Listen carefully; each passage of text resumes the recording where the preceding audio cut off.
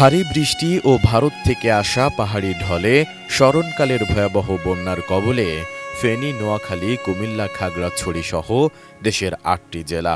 মুহুরী, কহুয়া ও সিলোনিয়া নদীর বন্যা নিয়ন্ত্রণ বাঁধের ভাঙন স্থান দিয়ে প্রবল বেগে পানি ঢুকতে থাকায় একের পর এক ডুবে যাচ্ছে জনপদ। সম্পদ নয়, এখন প্রাণ বাঁচানোই মুখ্য বিষয়। পরিস্থিতির অবনতি হওয়ায় বিদ্যুৎ বিচ্ছিন্ন হয়ে পড়েছে লাখ লাখ মানুষ। সেই সঙ্গে সব ধরনের যোগাযোগও বিচ্ছিন্ন হয়ে পড়েছে। এতে চরম দুর্ভোগে বন্যা কবলিত এলাকার বাসিন্দারা। বন্যার পানিতে ভেসে গেছে পুকুরের মাছ, ফার্মের মুরগি, গরু ছাগল সহ গবাদি পশু। নষ্ট হয়ে গেছে ফসলের ক্ষেত। নেই বিশুদ্ধ খাবারের পানি। পানির উচ্চতা বেড়ে কোথাও কোথাও বাড়ির দ্বিতীয় তলা পর্যন্ত উঠে গেছে। বিগত ৪০ বছরেও এমন বন্যা কেউ দেখেনি। পানির মধ্যে অসহায় দৃষ্টিতে তাকিয়ে থাকা এক শিশুর ছবি কাঁদিয়েছে অনেককে। নিষ্পাপ শিশুর হৃদয়স্পর্শী চাহনি বুঝিয়েছে এমন আকস্মিক বন্যার কাছে কতটা অসহায় হয়ে পড়েছে লক্ষাধিক মানুষ। ড্রামের ভেতর নাতি নাতনিদের বসিয়ে নিরাপদ আশ্রয় নিতেও দেখা গেছে এলাকার বাসিন্দাদের।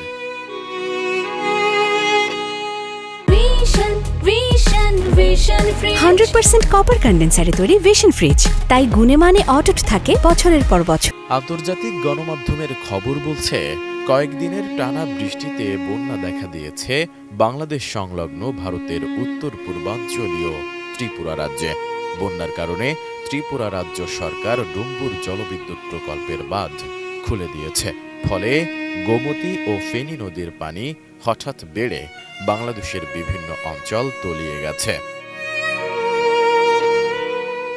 এদিকে বন্যা দুর্গতদের উদ্ধারে সেনাবাহিনীর পাশাপাশি নৌবাহিনী, কোস্টগার্ড, বিজিবি, ফায়ার সার্ভিস ও স্বেচ্ছাসেবীরা যোগ দিয়েছেন। তবে দুর্গত এলাকায় যোগাযোগ বিচ্ছিন্ন হয়ে পড়ায় ও পানির প্রবল স্রোত থাকায় ব্যাহত হচ্ছে উদ্ধার কার্যক্রম। এরই মধ্যে ত্রাণ কাজের জন্য নগদ ১,৮৭,০০,০০০ টাকা, ১৫,৯০০ মেট্রিক টন চাল ও ১৫,০০০ প্যাকেট শুকনো খাবার বরাদ্দ দেওয়া হয়েছে।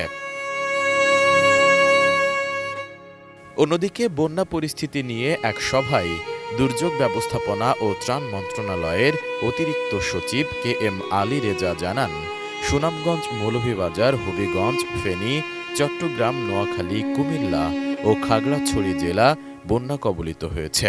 আবহাওয়া সংস্থাগুলোর তথ্য অনুযায়ী আগামী ৪৮ ঘণ্টায় দেশের উত্তর পূর্বাঞ্চলের উজানে মাঝারি থেকে ভারী বৃষ্টিপাতের পূর্বাভাস রয়েছে। ফলে এ সময় উত্তর পূর্বাঞ্চলের সিলেট, সুনামগঞ্জ, নেত্রকোনা, মৌলভীবাজার ও হবিগঞ্জ জেলার প্রধান নদীগুলোর পানি কয়েকটি পয়েন্টে আরও বাড়তে পারে। ফলে ওইসব এলাকার নিম্নাঞ্চল প্লাবিত হতে পারে। এমন পরিস্থিতিতে বন্যা দুর্গত এলাকাবাসীর জন্য জরুরি উদ্যোগ নেওয়া প্রয়োজন। SI রাজ, ATN নিউজ।